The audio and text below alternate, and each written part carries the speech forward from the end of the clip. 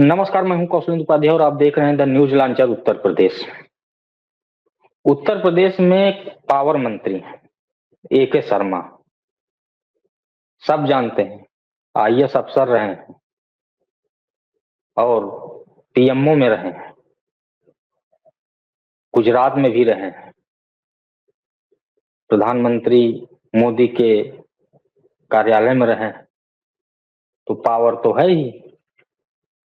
लेकिन बीआरएस लेके वो भी राजनीतिक मैदान में कूद गए कि अब हम चलेंगे, राजनीति करेंगे, उत्तर प्रदेश के रहने वाले।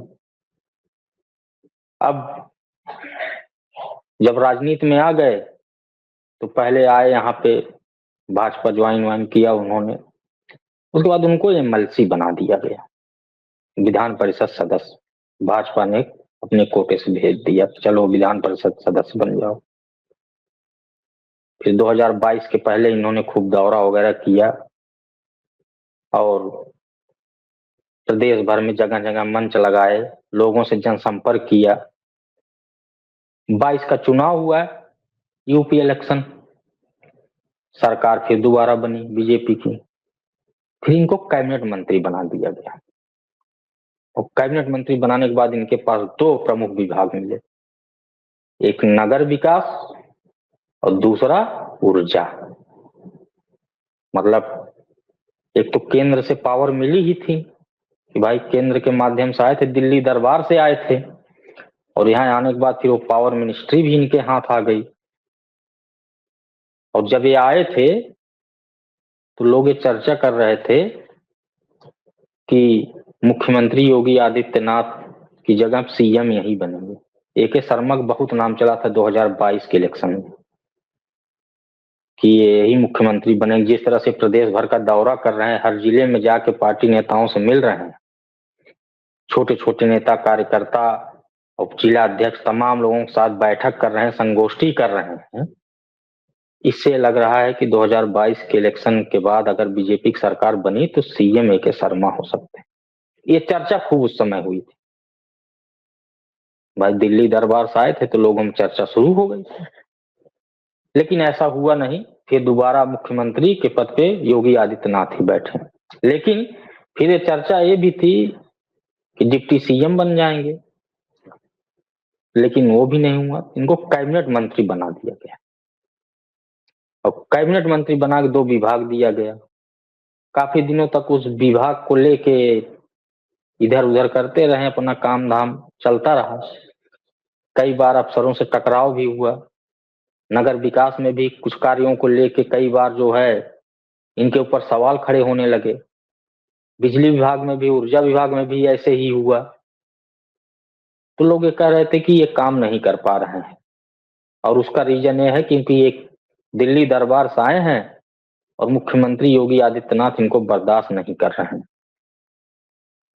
इनको परेशान किया जा रहा है, इनको आगे नहीं बढ़ने देना चाहते, लोग ये कहने लगे थे।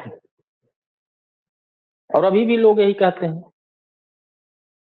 कि दिल्ली दरबार से हाथ जो इनके सर पे है, इसी की वजह से ज्यादा काम उम कर नहीं पाते हैं। अधिकारी जो बैठता है वो इनके अगेंस्ट ही चला जाता है। जो इनके विभाग का प्रमुख अधिकारी होता है वो कितना ये कहते रहे, वो काम उसको जो करना है अपने मन से ही करता है।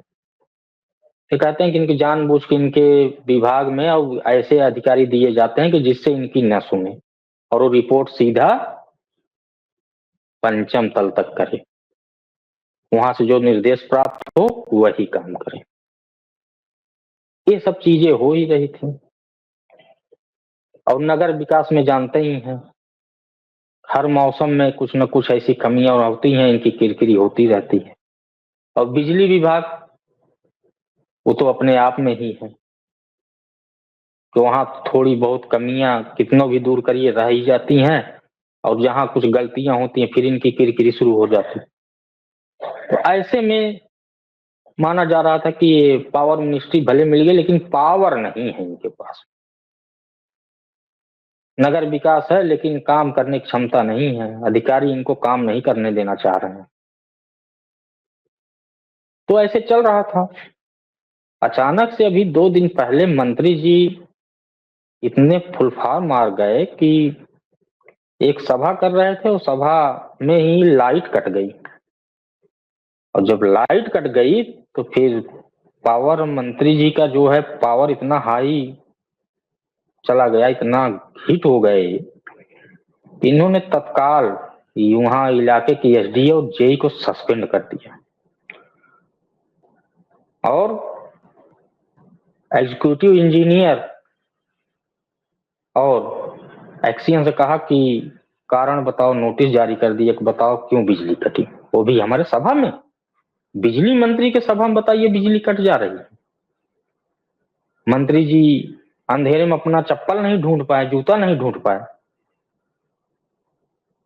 और इतना बड़ा एक्शन हुआ, सब कहे अरे पावर मिनिस्ट्री के पास भैया, पावर मंत्री जी के पास इतनी पावर आ गई, तुरंत एक्शन ले लिया। उसके बाद क्योंकि लाइट कटी थी तो कई जगह सोशल मीडिया पे इनका मजाक बनाया जा रहा था कि पावर मिनिस्ट्री रखे और पावर मंत्री जी के ही जो है सभा में पावर कट गए। इन्होंने एक मंच से एक बयान दिया, आप उस पहले बयान को सुनिए। तो उसके साथ साथ एक अधिकारी भी फूकेगा, ये हमने जो है, क्योंकि अब ऐसे चलता है वाली बात नहीं चलेगी। अगर बिजली गई है तो उसके लिए कोई किसी न किसी को जिम्मेदार होना पड़ेगा। तो इस प्रकार की कार्य संस्कृति हम जो नगर विकास का काम कर रहे हैं। इन्होंने मंच पर कहा कि अगर इस गर्मी में अगर कहीं ट्रांसफार्मर फूका तो फिर वो अधिकारी भी फूका, जेई भी फूका, एसडीओ भी फूका, मतलब फिर खैर नहीं है, इतना पावर है इनके पास, अचानक से आ गए। और नगर विकास अधिकारियों भी कह दिए हैं अगर शिकायत मिली तो फिर कार नहीं चलेगा, कह दिए हैं कि अब ऐसे समझौता नहीं होगा, कैसे चलता रहेगा, अब एक्शन होगा। अब लोग ये कह रहे हैं कि मंत्री जी को दिल्ली दरबार से फिर पावर मिल गई है क्या कि एक्शन लेना शुरू करिए। अब फिर मंत्री जी एकदम पावर में आ गए। देखिए गर्मी शुरू होने वाली है और पावर कट वाले में देखा जाए कहां कहां ट्रांसफार्मर फूका और कौन जेई और एसडीओ फूका, बस सामने है, गर्मी शुरू है। अब इसमें जब बिजली की डिमांड ज्यादा होगी तो देखा जाएगा कि विभाग कितना सक्रिय है और मंत्री जी फिर किसको किसको फूंकते हैं। बहरहाल मंत्री जी इस समय पावर में हैं, पावर मिनिस्ट्री के साथ, और एक्शन ले रहे हैं। और अगर ऐसे ही एक्शन लेते रहेंगे तो हो सकता है कि बिजली विभाग और नगर विकास का कुछ हाल सुधर जाए। दीजिए इजाजत, नमस्कार।